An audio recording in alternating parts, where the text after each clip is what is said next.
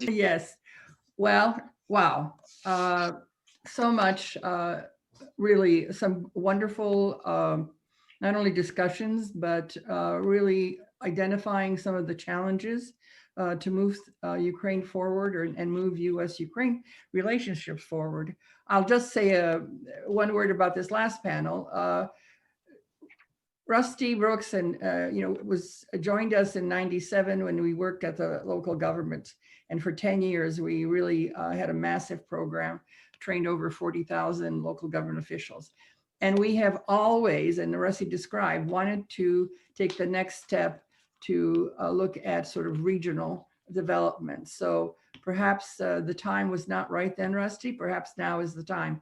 And I think we've already, I'm sorry I missed the beginning, but this is a prelude of introducing this topic, and that it will be more developed in April. And hopefully, I guess Ukraine Invest by then will have identified their pilot projects. Is that timetable realistic?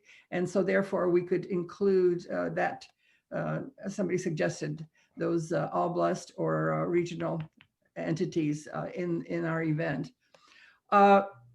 There is so much to absorb of what has happened these past 2 days in terms of really what, I've said the foundation is a do tank. And so we're always looking to see how we can advance, first of all, US-Ukraine relations, but this conference was also about focusing on business relationships because, as I said at the beginning, we feel that a strategic partnership cannot be just bilateral relations. It needs to have a strong component of the business sector, meaning business partnership, and also civil society.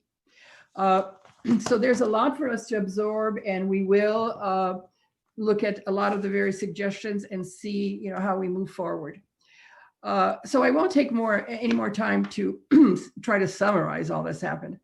But I do want to make one comment or talk about one thing, because there was a common thread in just about all of the sessions about what can Ukraine expect from the Biden administration. And it was universal. Everybody knows or believes that the opportunities for strengthening the relationship between Ukraine and the United States is ripe. It's a great opportunity. That's the good news. We always say good news, bad, which one do you want first? The bad news is that, and there's a lot have been said about how, President-elect Biden was in Ukraine 6 times.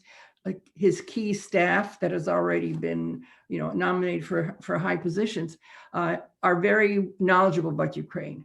And so the bad news is that they understand what the challenges are and what Ukraine needs to do. So there's no learning curve in terms of their understanding of what the situation in Ukraine is and whether or not, particularly in their reform agenda, it's moving in the right direction. Maybe another thing about this, I don't know whether it's bad news or a challenge. Well, perhaps it could be bad news because, somebody said Ukraine never misses an opportunity to miss an opportunity.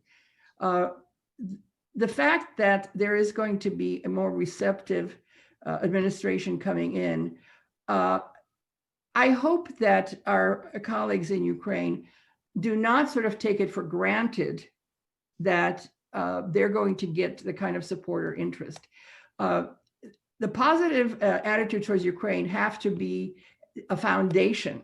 And so whether it's on the bilateral side, there has to be efforts to promote and advocate for whatever the priorities are regarding the bilateralization. So there's work to be done. Additionally, nobody really focuses on this, but if you listen to Congresswoman Marcy Kaptur's remarks, she reminded us, and we've already been looking at that there's a new convocation of Congress, and there are some changes in the leadership of some of the key committees, and there's going to be changes in the makeup of the committees. And she pointed out that, or challenged us, that we need to reach out and again engage with all of these new members of Congress.